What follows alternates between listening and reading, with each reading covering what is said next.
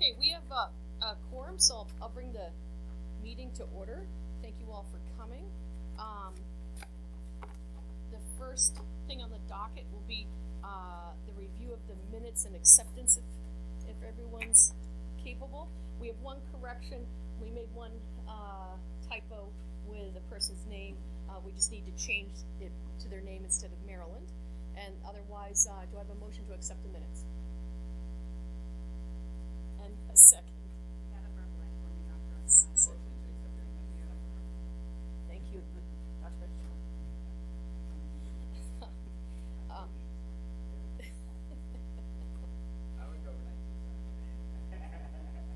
You look pretty good for working overnight. Okay, under old business, we have things that are old from the last meeting. There was a notification of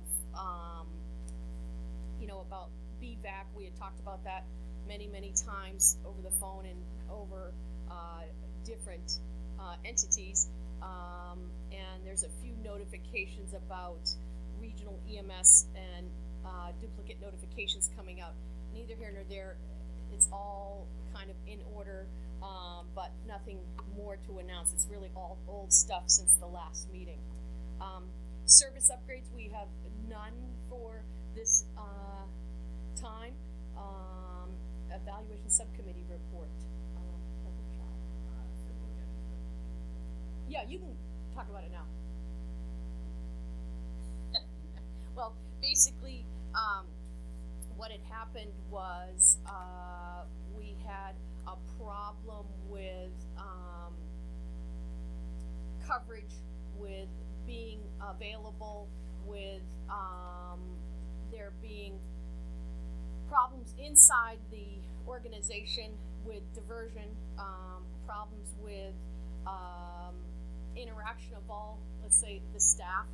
I don't know, would that be the best way to put it, without going into tons of details, but it was related to the Department of Health, who came forward to us, brought us forward all the information, and we met and talked about it and had many phone calls back and forth. But as of that time, BVAC had to reduce its coverage to basic life support and no longer provide advanced life support. And that happened back in April, which was a while ago. So the areas covered by BVAC were taken up, and thanks to other agencies and notably Mobile Life in the area, we've been able to keep coverage going and not have any lack of care for the people in the Beacon area per se. The ALS, they went on to explain why they, it happened and such, but it was effective April 1st, and they now have a support agreement with Mobile Life to cover wherever they need to do with ALS in that community. Do you want to add anything else?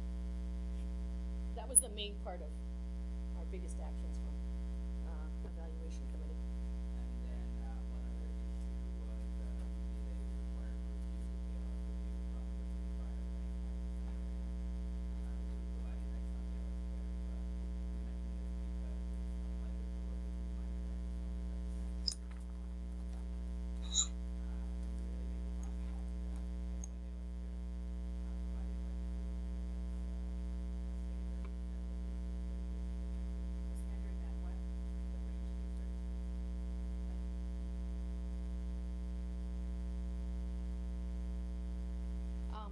Helicopter committee report. David's not here, right? Did they have a meeting? Did anyone meet? Okay, we'll put that on hold just in case. RTAC, Dr. Berkowitz. Actually, we were both there. Yeah. It was basically the protocols, both of the protocols, and this is what I remember. I'm cut out my phone a lot of times. No problem. So basically, I have an announcement under that aspect. The state granted, Oh, I think the REMAC, I was totally out of the loop, I apologize. no, RTAC, the, I see that, I was like, that's much, I apologize. it's okay. Most of the discussion revolved around reviewing the data, of transfers, trying to improve, the time it takes to get patients presented care. So we've been doing that, at every RPAC. There was a discussion of, telemedicine, telemedicine, discussion of the utility of pre-hospital telemedicine, as well as, telemedicine, from other hospitals. I think that, there was, some, some healthy reluctance or, concerns about the ability to do telemedicine from a pre-hospital setting, and the greater ease that there is to do it at a referring hospital. And there's been some discussions, after the fact with the, REMAC platform, and they're, I believe they were talking to Mobile Life, as well as, Empress and Westchester counties, to talk about, to see if they'd be interested in utilizing their platform for pre-hospital telemedicine, if we can find a way to make it work. So there's probably more to come on that, although I think that a lot of some of the other, like I said, some people had, thoughts that it might be hard to do telemedicine from a pre-hospital setting, with the available infrastructure. And then there was, you guys were talking about the PEDS disposition issue too, right? Was that this meeting or the meeting So, before? so there was a couple of things that came up on the PED side. One is whether, the patients who are at non-pediatric hospitals who don't need, there's a discussion about whether they need pediatric care. And this is something that, I think that, we need to work on to support us. The goal should be to prevent unavoidable transfers. I think that in general, I would say any community hospital that wants to transfer, like if it has a pediatric trauma, I think that's reasonable, but I think that we need to find a way, what's the approach that a level 2 or non-pediatric center, what should they be transferring every child as well, or this is something that's an issue that's coming up that I think that we haven't really resolved yet.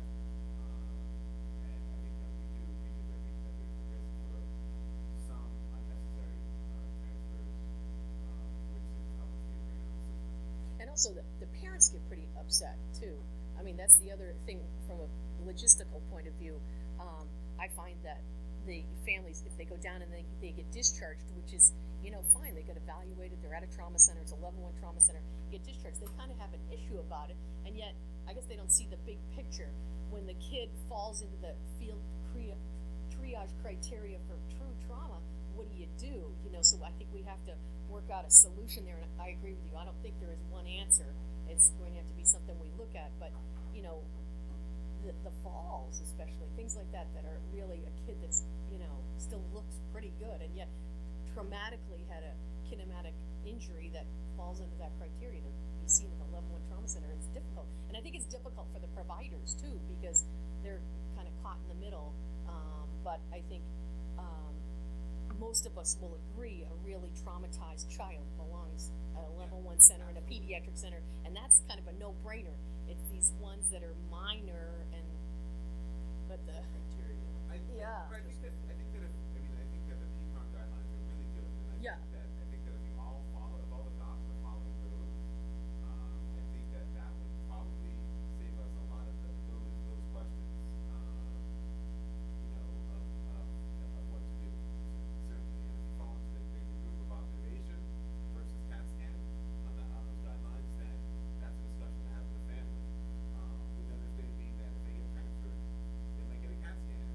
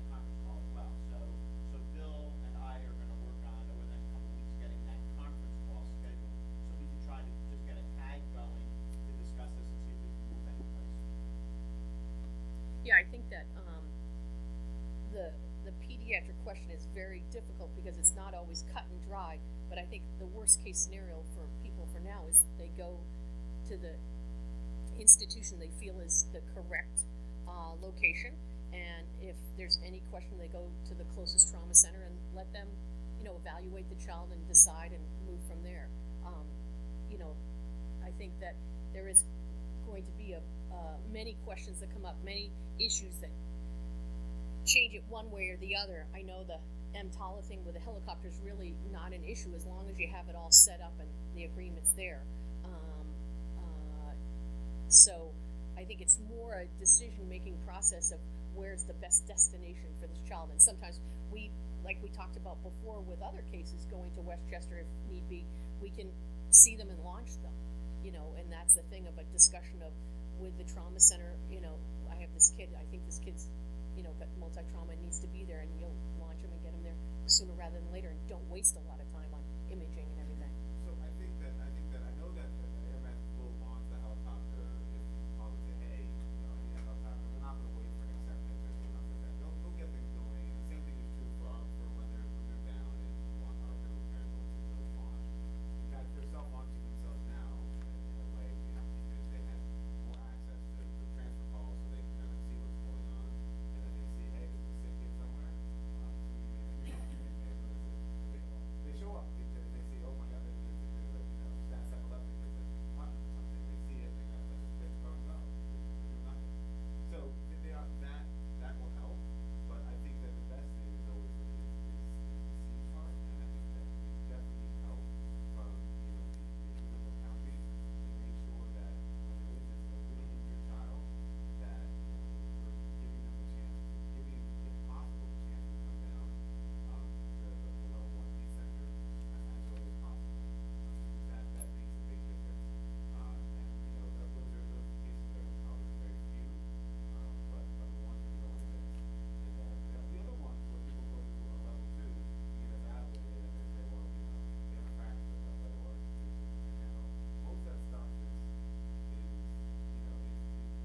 although it's not great for the system, it's ideal if that child would have just calmed down because it would cost so much more time. There's no harm to the Not the end of the world. Yeah, there's no harm to the patient, but there's still. The reality is that, obviously what we want is the sickest of the sick to not go, somewhere before they have to go to definitive care. But all these other patients, I know the numbers are awful when you look at the times, the 6+ hours to get down, but how many of them are actually managed properly? The intra-abdominal hemorrhages, in pediatrics, most of them are managed with aggressive transfusions and ICU monitoring. They don't, so as long as we're getting the sickest of the sick children down, we'll be making an improvement in the system without too much added cost. But I think it is a good idea that there's got to be some sort of a scoring system for the actual hospital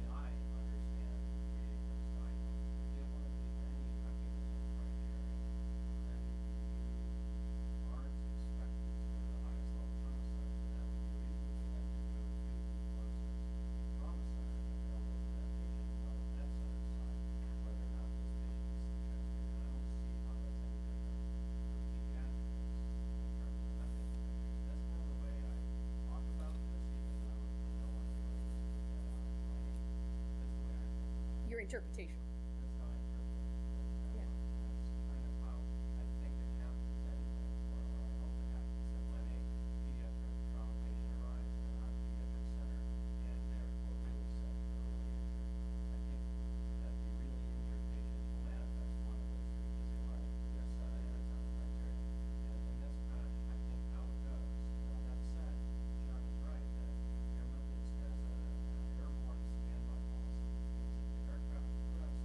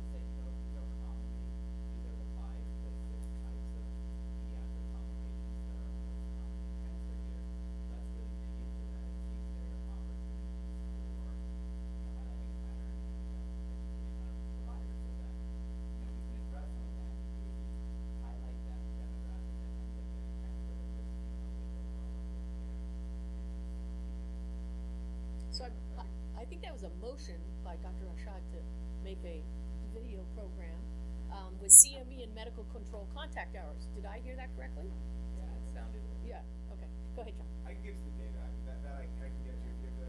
We have a pretty robust data, so we can work on that. I want to just disintegrate something, because I think that we're talking about two things at the same time. One thing we're talking about the really sick kids, which I think is we know what we want to do, we just have to find a way to get there. And the other thing we're talking about is the not so sick kids, who now you have the CDC guidelines saying, kind of suggesting that they should go to a pediatric trauma center, who show up in a non-pediatric trauma center, and it's a question of what to do. And I think that once the kid has to go to the trauma center, to some extent, I think that the CDC field triage is gone, because they're not in the field anymore. They're in a hospital. And the question of We make the well, decision. Exactly, the docs make the decision, and what does happen is that there's variation in hospitals about when they feel like they need to transfer those kids, and of course it's at their discretion, but they don't have to follow the CDC field triage criteria. It's just a matter of what is the kid's best interest. Let's just send them down because they had a fall, multiple times greater than their height, and they look great. Doesn't help it. Mr. Lamarca. I think that one of the issues was I imagine that Can't hear you, Andy, the air, no, imagine that what? most of the provisional trauma centers obviously are looking at critical times. However, when we get to some of these centers where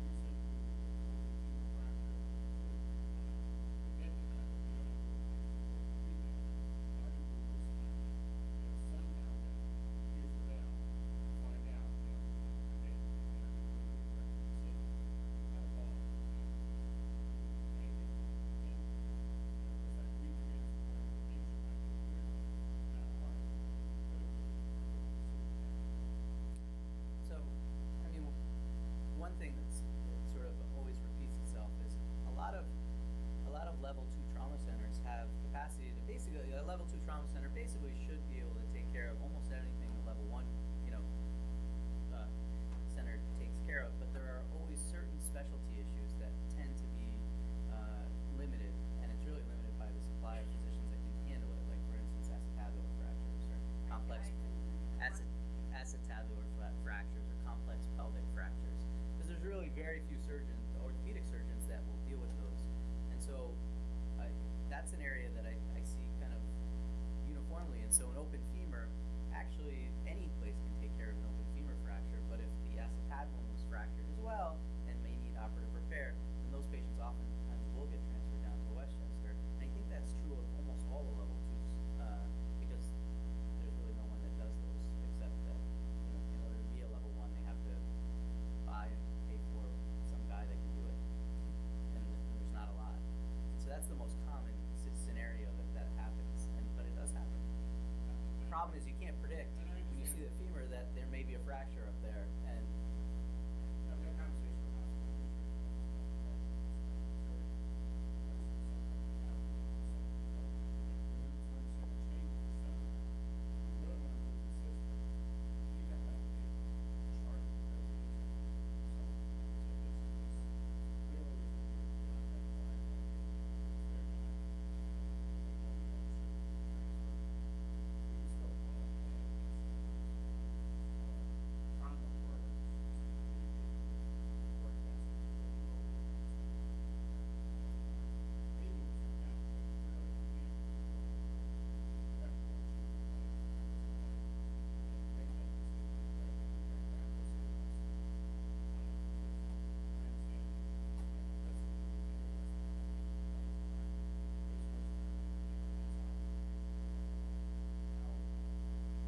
I think what,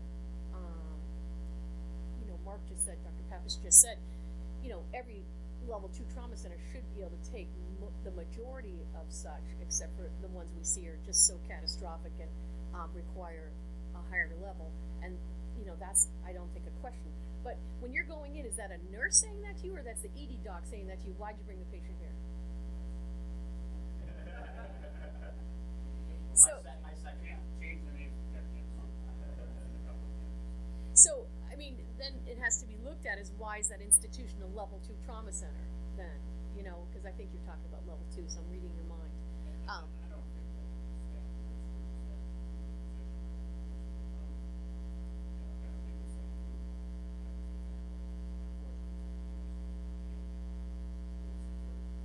Well, remember what happened when we got rid of backboards?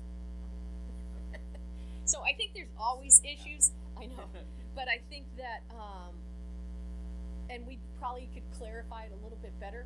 The problem is, it changes so much. Like I'm going to announce, and I started to before that Orange Regional now is a level 2 trauma center provisional. They have a year to get an ACS visit, audit, and then go from there. And like you said, the changes occur, but I think that we have to, I don't know if there's like in before there was so few trauma centers that it was easy for us to make that flow diagram, to be honest with you. Right now, with it being a dynamic kind of process, I don't know if we could do that, but I think the best thing that a pre-hospital person has is pick up the phone and talk to medical control, and you can ask the question. Mike. First of all, I applaud the group for having this discussion, especially with pediatric trauma, because certainly the state data, is pretty clear that all of our patients are not getting where they need to go. And there is a huge educational component that's going to need to go along with this. But I think it's important that we, continue to move a path forward, to look at, see if we can develop criteria, see if we can just all feel comfortable with this Impala thing. I know that most of us feel that we're okay there, but we need to just satisfy that, and let's bring the state trauma group into this, and we can just continue to move this forward. I think we can report back, as we go on. But there's some huge educational components because a lot of EMS providers want to pick that patient up and get them to their local hospital, regardless of the capabilities. And I don't know that that's the appropriate decision in all cases.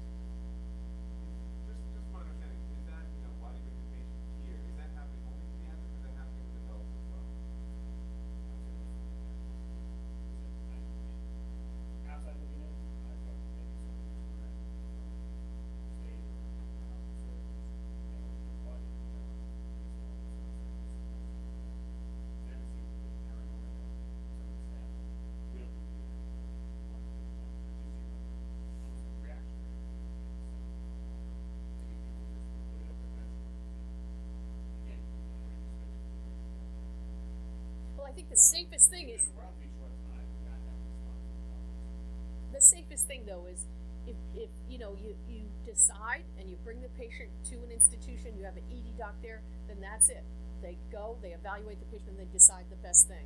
We can't, for right now, that's the way we should do it, and that we make sure that there's no big decision making in the field. If they can't decide, then they bring the patient to the trauma center right next to them, or the closest one they can get to.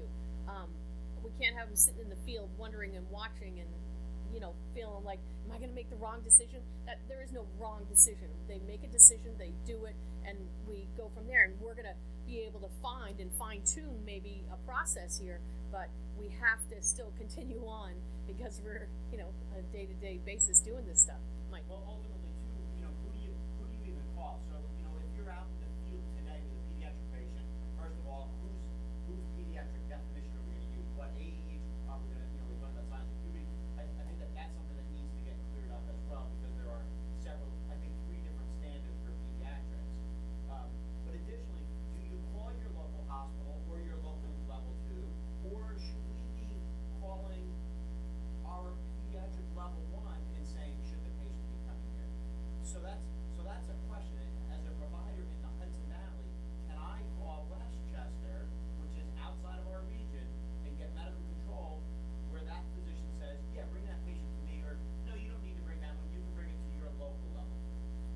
call your medical control, the closest medical control. I think, you know, bombarding these guys with calls at the medical center, can you imagine them leaving their patients every time to come to the radio for that volume?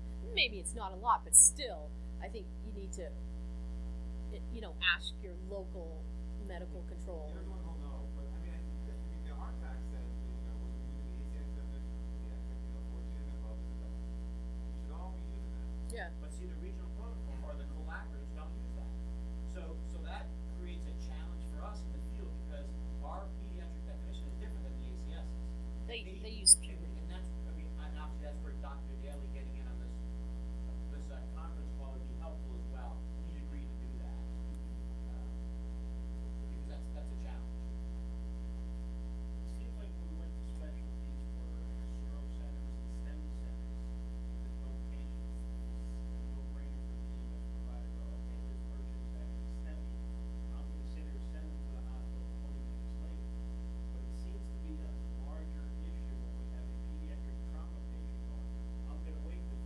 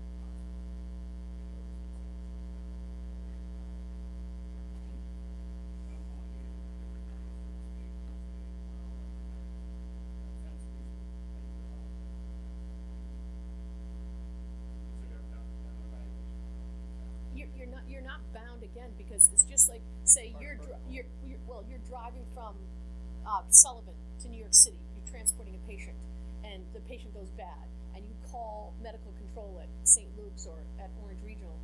You're getting information from them. They're not bound by EMTALA because you're driving by and asking for medical control. That's under a regional setup for our protocols for our medical control, both online and offline, to assist you guys.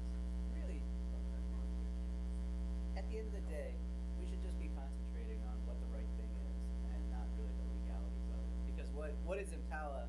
Ultimately, it's the hospital a $50,000 fine, and where the court, whether it goes to federal court or a regular court, if there's a malpractice trial.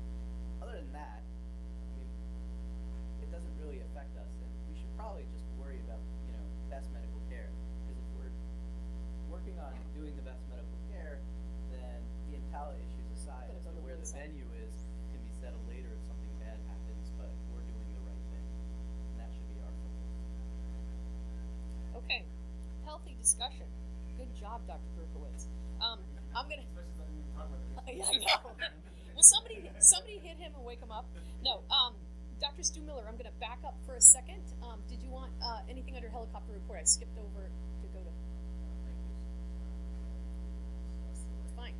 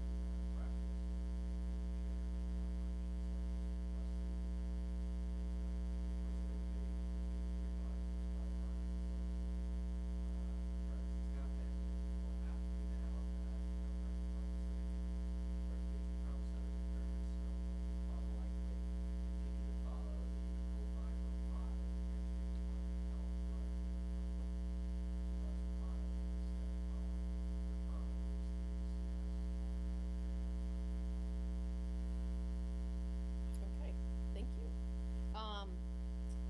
Next, quality improvement, Jeff. Just about finished with this year's study for cardiac arrest, so we'll be looking for topics for next year. Maybe we have to do trauma. Actually, I'd like to say that I think that we should be looking at appropriate destinations regardless of specialty type. We're getting more into specialty type of transport, and I think that that's something that we absolutely need to look at. We need to raise the awareness of it and see if we can improve the system. Because there are patients of all types, stroke, different varying levels of stroke, STEMI, and trauma, but I think we need to improve that. Okay, nice segue. Protocol committee, Mr. Benonati. Thank you. So, an update went out with regards to the credentialing examination. Over the last several months, we've been changing that process. Sorry. With regard to the credentialing, Credentialing examination. Over the last few months, or several months, we have changed the process. It now requires for pre-hospital providers that they take an open book exam here at their regional office. Currently, they have to get a 90% on each module to be considered passing. They're given 2 hours to complete the exam, and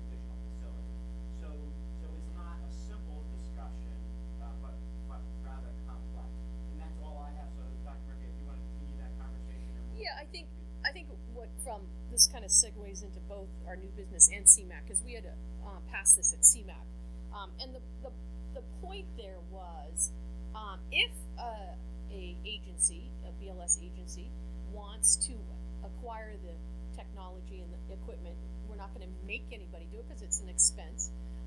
Then why not have more information? And so that was what it was. It's acquisition of the ECG. It's not interpreting. It's not doing anything else with it. However, if we identified and saw people, an elderly woman who's nauseous and diaphoretic, they acquire an ECG and she's having an acute MI, they're going to go to the STEMI center versus just going to the hospital right next door to them. So the acquisition is what we're looking at, is could it get us closer and quicker to acute MI patients and help. So that was the point behind it. Not so much that we want, make it mandatory. We would not. All these things start with a certain process. Now, to be able to do it, the BLS agency, just like if they're doing albuterol, just like if they're doing EpiPen, has to apply, has to have a medical director on board, and has to have somebody sign off on it. So there is a process. They have to be more of an established, organized BLS agency than anyone else. They have to have that process already in place. So to me, I wouldn't want to hold up having another venue, another avenue to have more information delivered, especially in some of our remote areas where we rely on these people to take care of the patients and be the first on scene. So that was the point behind it. CMAC had passed it. It comes down to our REMAC for us to vote on it, and we have to vote on it today. Do you want to pass it around? That's the official Department of Health BLS acquisition of 12 EDKG protocol, and people can look at it because we have it on the business today to vote on. But that was the point behind it, I think. Not so much that it's a thing that we have to be worried about per se, but it's a process, just like we advance their care in other avenues. When I first started, they didn't do glucometry even. Andy. Put that in perspective, where this work from, central seats, every seat is fine, but the rest of the here, there are centrally, the currently transmitting all of these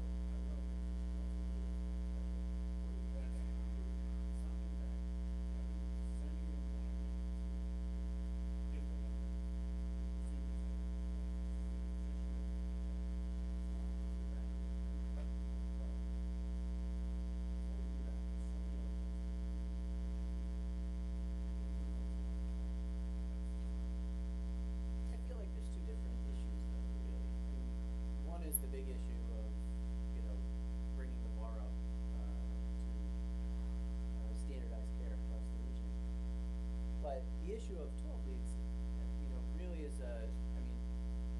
we're not weighing down the agencies that are not doing these other things with this 12 lead because they're not going to be doing it. At least right now. Whether they have volunteer issues that are preventing them from doing it or just the cost of buying machines, whatever the issue is. But what this does do though is gives an opportunity for the agencies that are practicing to go into their license or their certification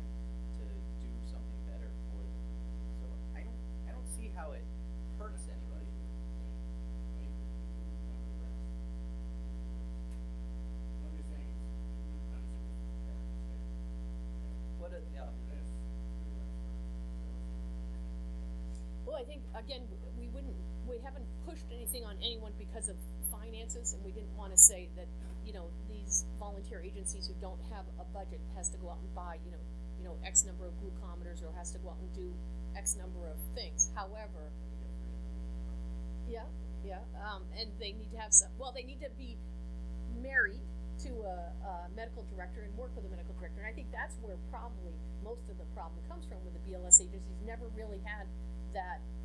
They had somebody that's sometimes was a medical director, and most of the time not. And they just did their volunteer agency stuff. But I think Dr. Papish is bringing up a good point. We have to continue to move forward, I think. I think we always have to continue to strive to increase care, increase the level of care. And even if they have a problem transmitting it, they're still walking in the door with a 12 lead. So you haven't gotten the patient. It's a blind device, so only the receiving, so the person, the agency that does this first will need to buy their equipment, and they need to buy the equipment for the hospital as well. Well, not if they're hooked into the same, because most of us use a certain type of. No, there's a different system. They won't be able to, they can't go into the Zoll system, and they can't go into the Physio system. It's a separate device that they need to purchase that doesn't even give them a screen in the field. Just from my perspective, just one thing, so we receive those all with Physio, and just being able to, I don't know, we use different hospitals in the city, but we try very hard to make sure that we get all the transmissions.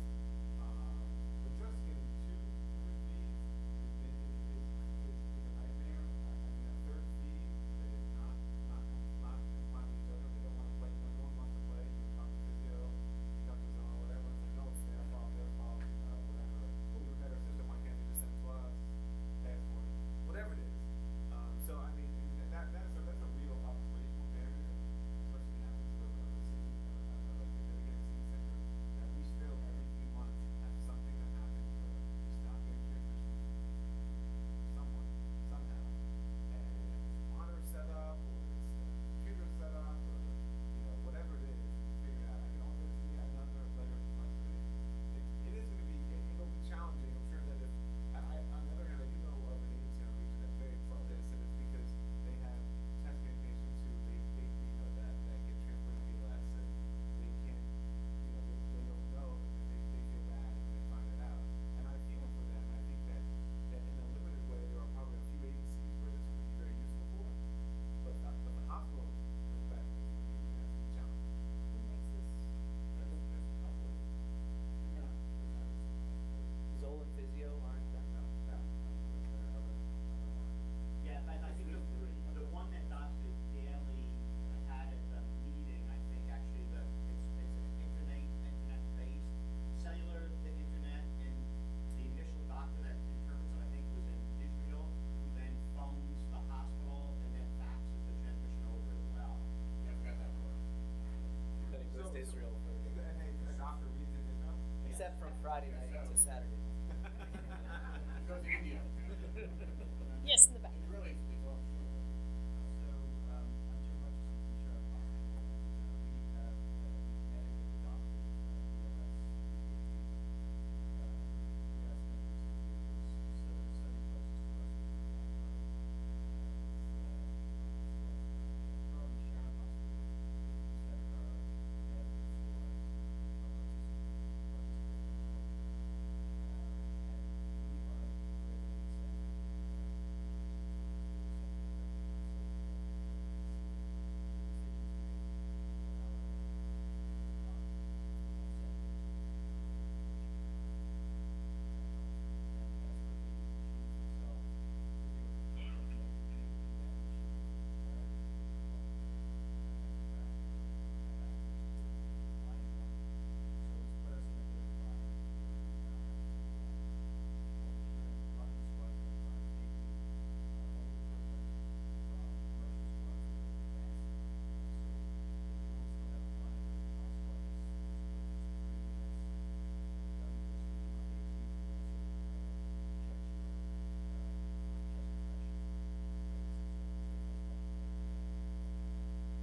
Is there a rule that says it has to be blind? I mean, The could they- protocol is there. Can you they're not pass it along? interpreting it themselves. Look in the Is there any reason they could Not well, no reason that half the ones. that- Rosie, did you read it? Yeah. just Okay. transmit on a phone? Operationalize this, the policy says the bottom receiving hospital. I'm certain that's purposely made. What is the intent? That it goes to the hospital where your medical director Make sure works? my stuff just.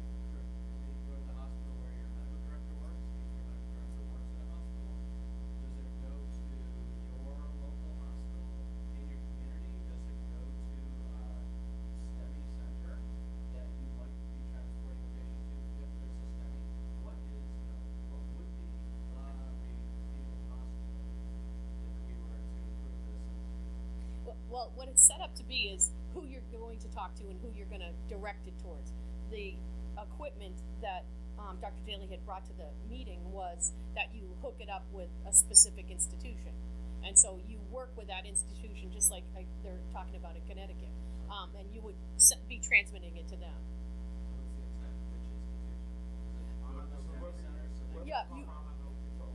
Yeah, it's the one. Online medical. Yeah, it's the one you designate and have the receiving center you generally go to. So, Goshen would be, Orange Regional. Goshen Volunteer Ambulance Corps as just an example would be Orange Regional because that's where they bring the majority of their patients. And so they would set up a system to be able to transmit these EKGs. Now, there's many issues. I don't think it's foolproof. However, I just find that I think if we can move people along, have people do things that'll help us. I know there's issues of people not doing glucometry and not doing albuterol and such, but we can't force BLS agencies to do certain things, but we could give them the auspices and the ability to upgrade their care, to give another higher level of care and another bit of information that helps the doc and the ED, and that was the premise behind the New York State Department of Health. So I agree that it is important to have everyone practice at the top of their license or certification. This would be a wonderful step toward that for BLS providers. I feel for your sentiment that BLS providers are not practicing at the highest level. You're doing all of the things medically available to them to help our patients.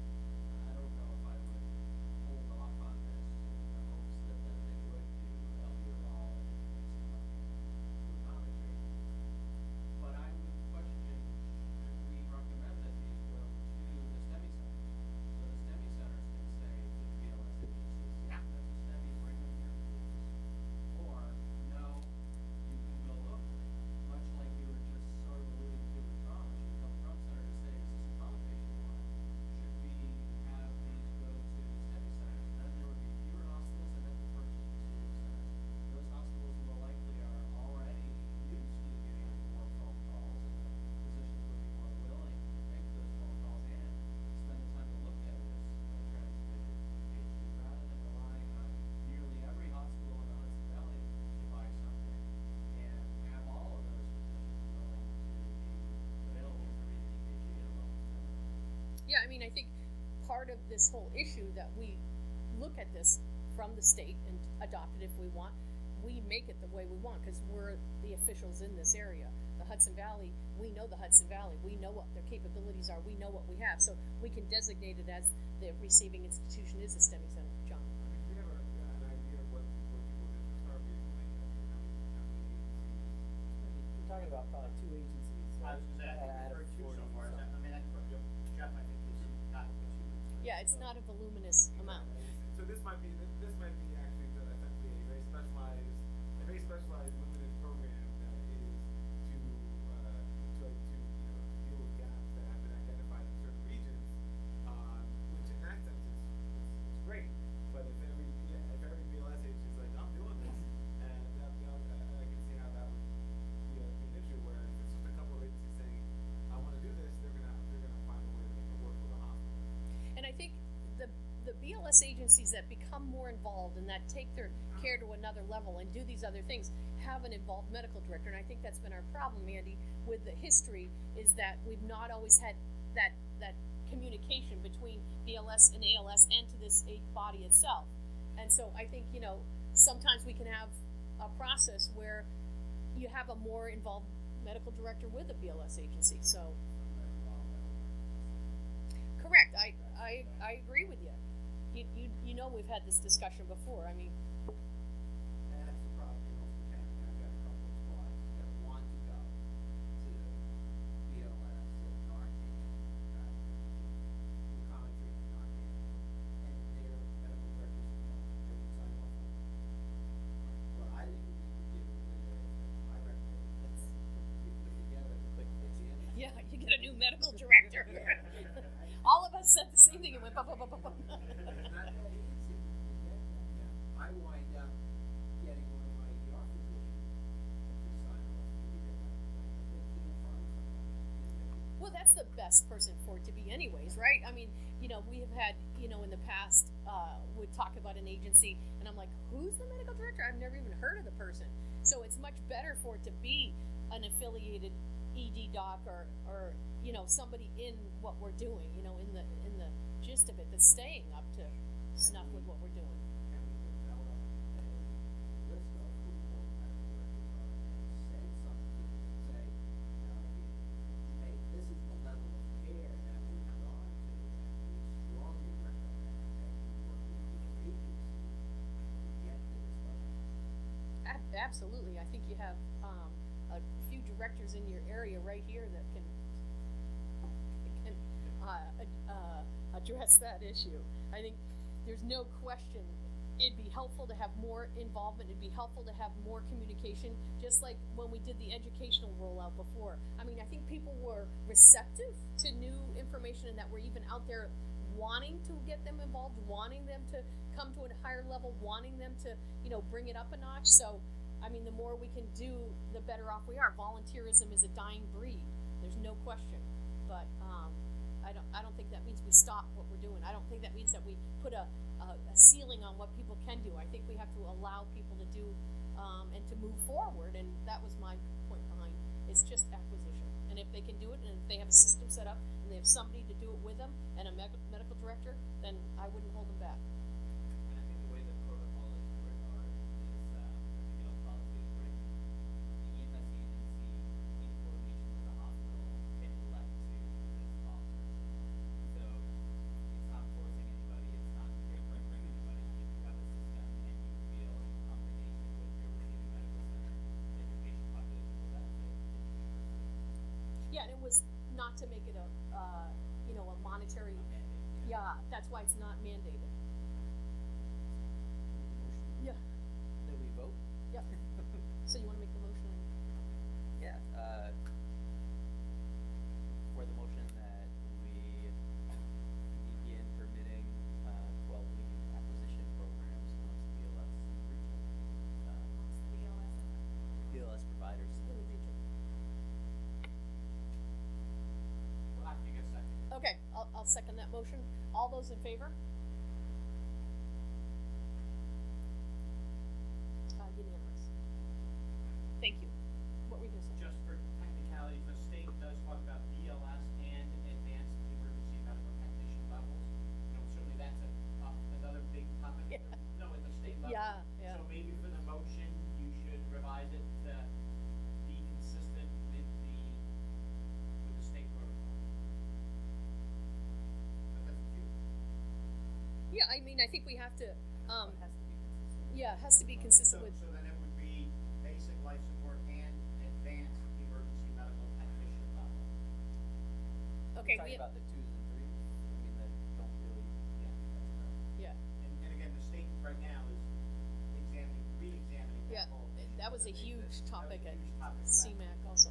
Okay, so we'll advise the, verbiage of the motion and just add it for, basic life support and advanced EMT providers.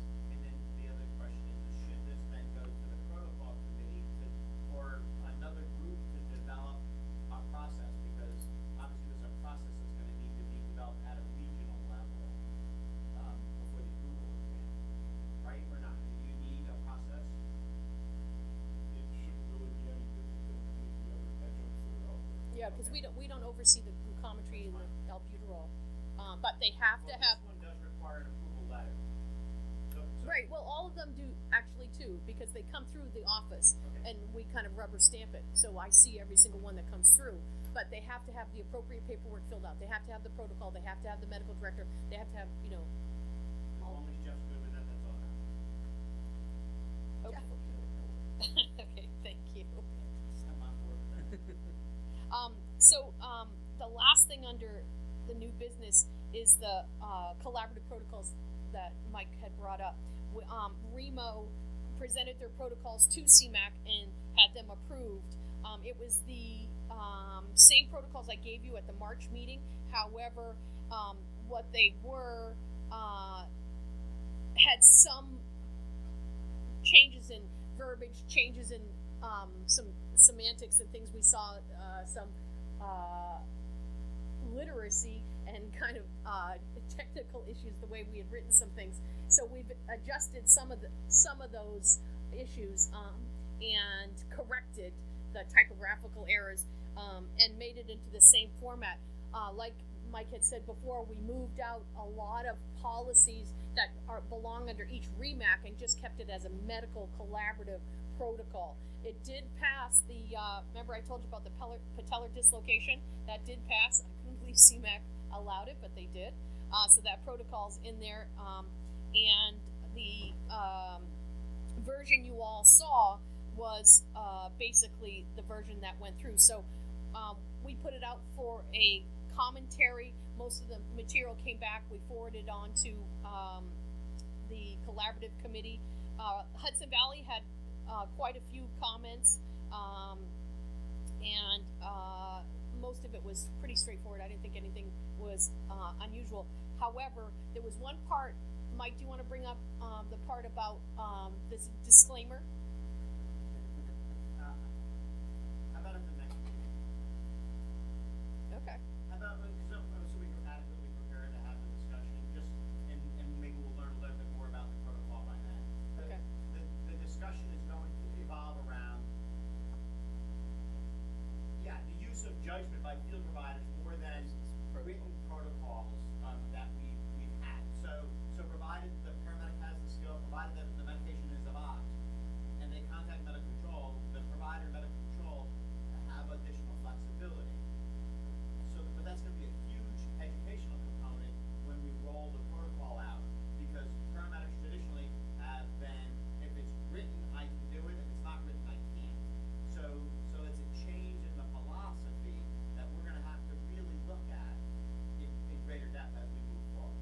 Well, I think It's good for the Great higher paramedic. trained paramedic. For the lower trained, it raises some concern. well, that paragraph you pulled out though is really a typical legal paragraph that everybody uses whenever they write guidelines. That this does not supersede good clinical judgment in medical care. I mean, that's what everybody puts in every single. If you look at every protocol and thing that's there, so that's why that paragraph So is we there. can talk more about it next time, just because we're gonna need the physicians to have a little bit more latitude when it comes time to doing something, because there's not gonna necessarily be a written protocol for it any longer, but a general accepted practice and guideline. So, if I may piggyback on that, again, the nuances in the clinical decision making, and it boils down to education. So, combined with the rollout of the collaborative protocol, there's going to be a robust training program with video and supervision. So, tentative dates for that are July 11th and 12th on the multiple sites. So, educators from all over the state will come down, and we'll have scenario designs to sort of bring the collaborative protocol to life, and we would love for everyone to participate. Certainly, this is not limited to physicians, so educators of all types and varieties. July 11th and 12th are the tentative dates, everyone's invited. And I think what the process there is what we're talking about is standardization of how we roll these out, how we educate people, how we bring everybody up to snuff, region wide, and just that we make sure when we roll it out upstate, when we roll it out, in Remo area, when we roll it out here, when we roll it out in Westchester, that we're all going to be given the same information and people can utilize these video projects and use them as the teaching tool so that we are all there. Now, it's good that, you know, as many people show up for this educational process as they can, because this way we'll all be on the same page. However, just like when the you know, project from Cushman and, you know, the backboard, that was a great tool that we could all use. So this is the process behind it, and again, you know, just to keep going on with providing the education in a standardized format.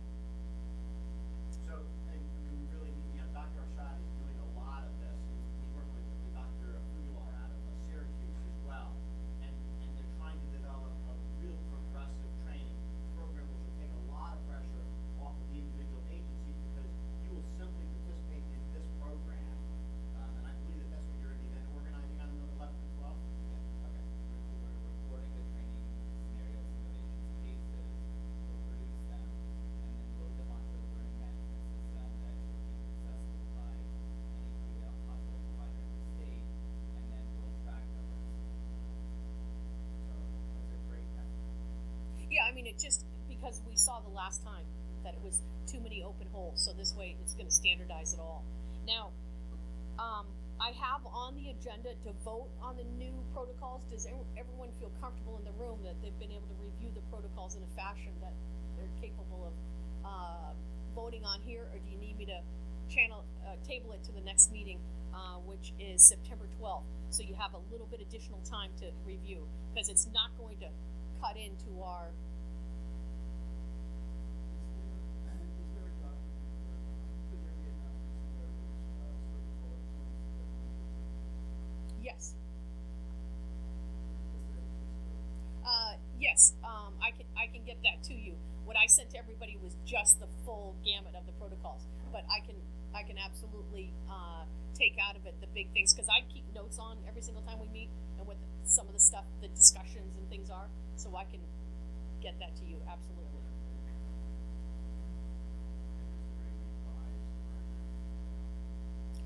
It's really not much change from what you have from the last meeting. Really just more typographical and the way we set it up, but I'll send it out. Yeah. So why don't we do this? Why don't we table the vote till September, and that way everybody can have a chance to look at it, and we'll go from there, because it's not going to change. Like Michael was saying, we're not going to be able to roll it out till probably the first of the year anyways. By the time we get the education and everything done, we will present it. CMAC is September 24th, 25th? I can't remember the next one. I think it's at the end of the month, so we should be okay with that.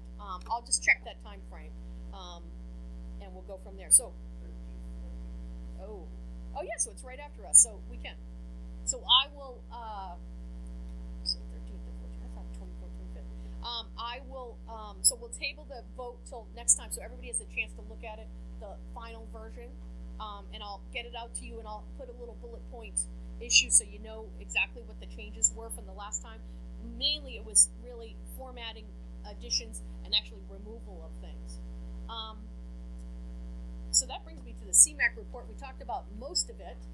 The other thing from the Department of Health, what we did was, under our EMS, the Bureau, we voted on removing some policies and advisory. They were actually advisories, sorry.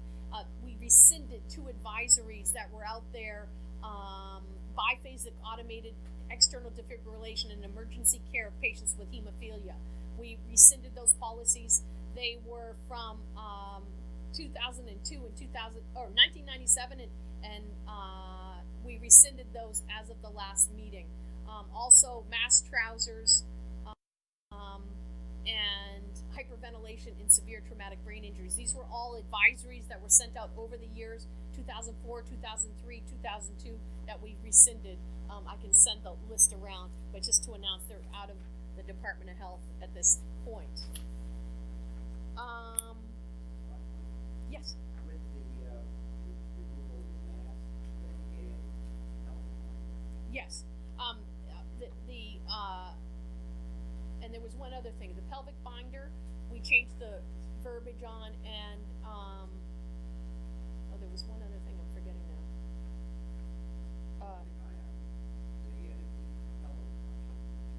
Yeah.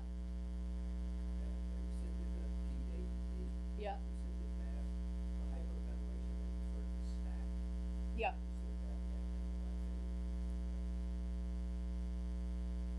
I think that's it.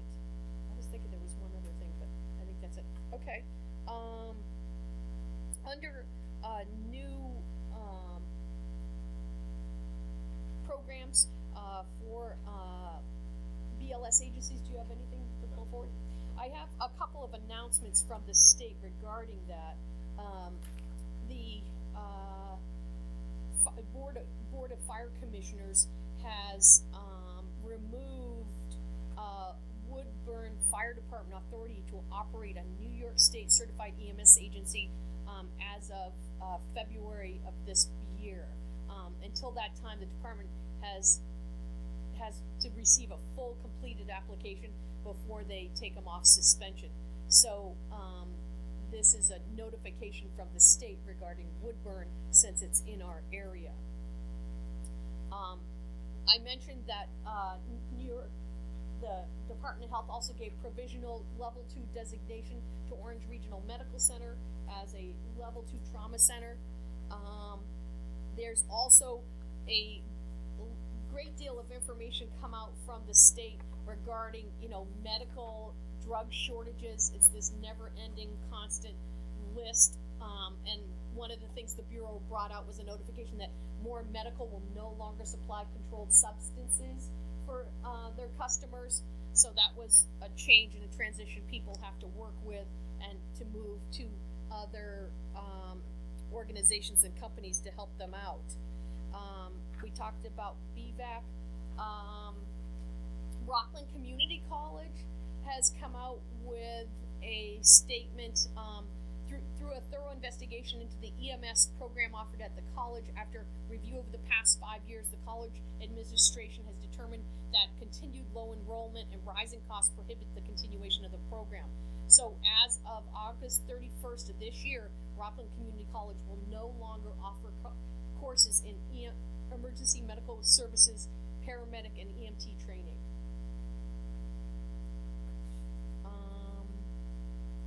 There was some information that came out regarding, the new laced heroin. I think this, we circulated this all around with pretty much emails, and people had noticed it. And it was a letter from to get out to all the REMACs, but we sent that out electronically at the time. This was back in March. The Department of Health has also sent out, Daniel Clayton sent out a notification for forms that you can see on the regional website, mainly looking at and directing towards the blood transfusion program. Those forms are on the website and available. As of this date, we have one of the only agencies doing the blood transfusion, and kudos to them for following through on that process, because it's been an arduous task, I know.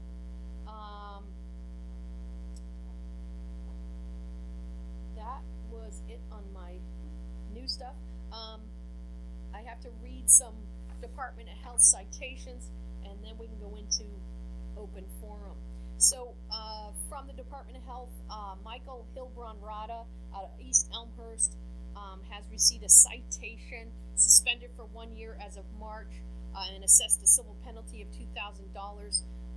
The suspension is for the individual certificate, and the enforcement is a matter of public record. In addition, Raul Steed out of New York, for a violation of Part 800, has suspended for 1 year and assessed a civil penalty of $2,000.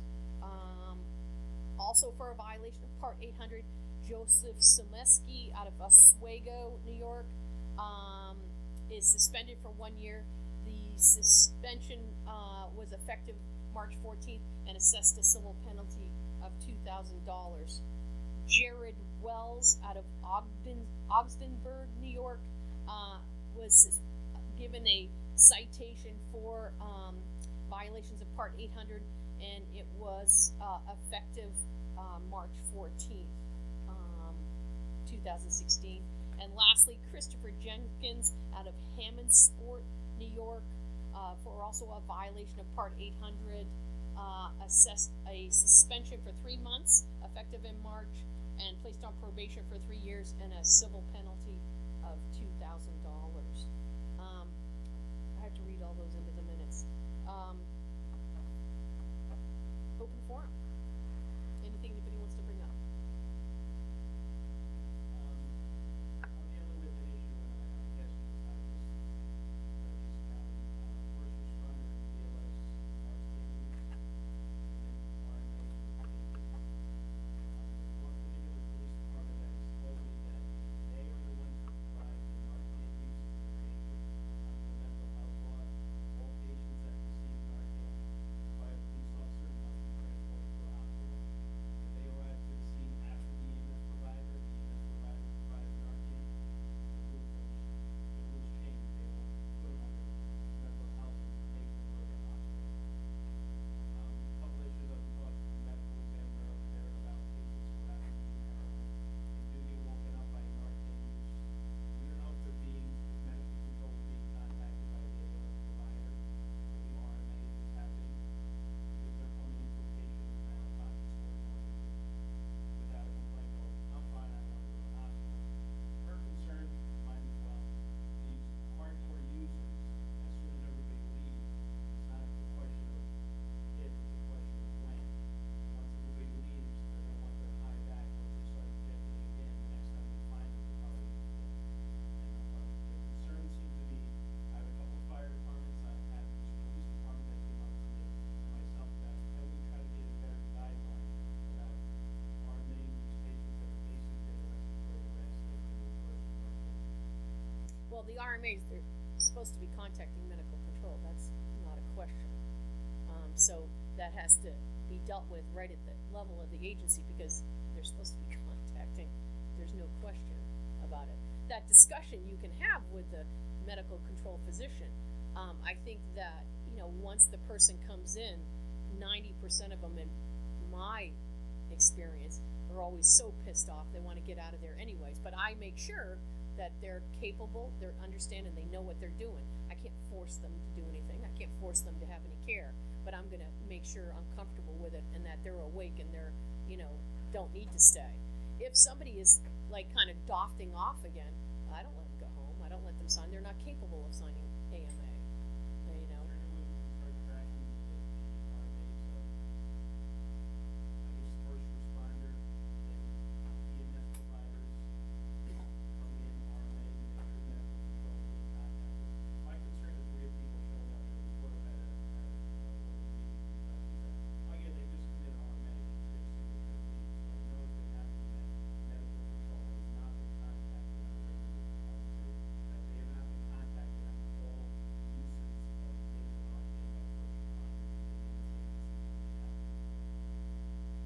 Like, So where would the reference be? So just this, if this scenario plays out, it could be, police department arrives, gives the Narcan, and a BLS agency arrives 20 minutes later, patient transfer alert, and oriented and signs off. I don't know where there is a policy. BLS we're not going to, only ALS. That's what I'm saying. I Yeah. don't know where BLS. There isn't, not that I know of. Is going to have to do that.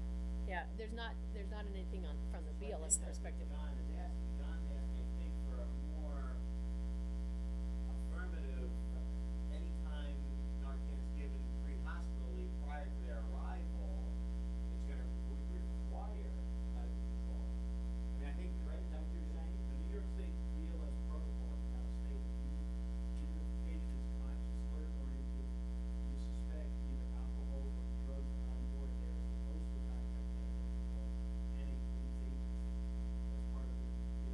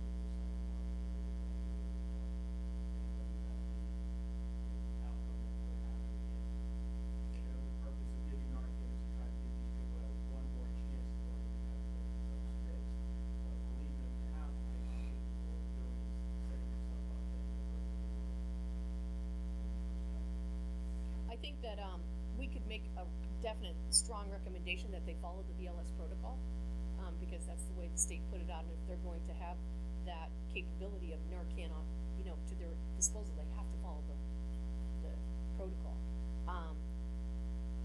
I don't know if that has to go out as a advisory or a reminder. I can research that a little bit, the politically correct way to do it, but absolutely from this body, we can put out a letter to them.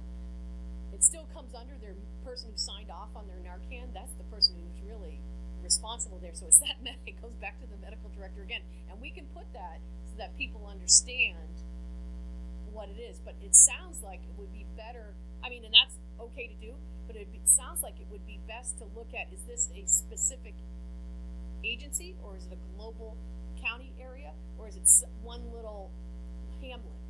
So that if we could look at it, we could identify who the medical director is, go right to the source and say, listen, do you know this is what's going on?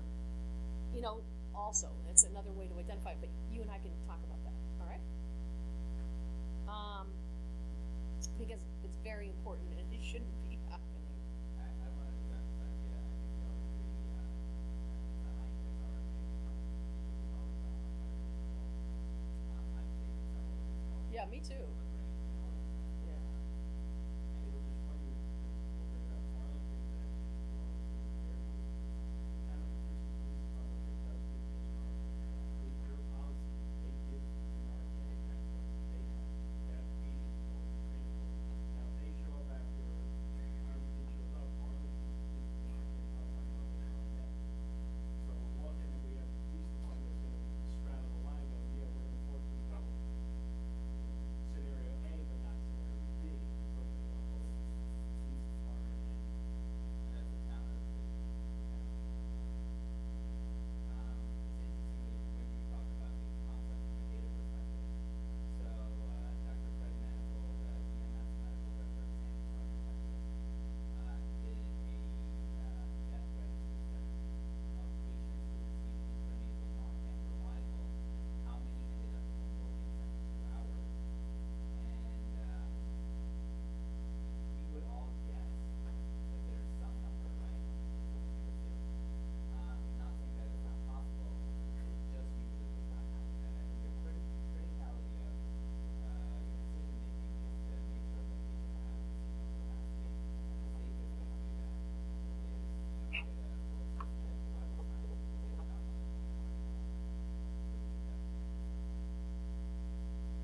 Yeah, and that's not a problem. But Arlington's not going to be providing services anymore, right?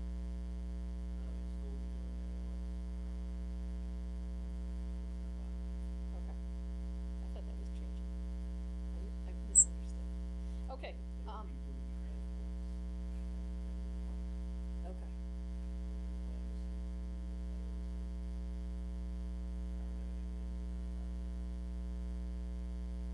Interesting. Okay. So they're gonna throw them up onto the ladder and then ready to go. Okay, open forum, any other issues, anything anybody wants to bring up? Can I have a motion to adjourn? And a second. Thank you. Thank you, everybody, for coming. Thanks, Dennis.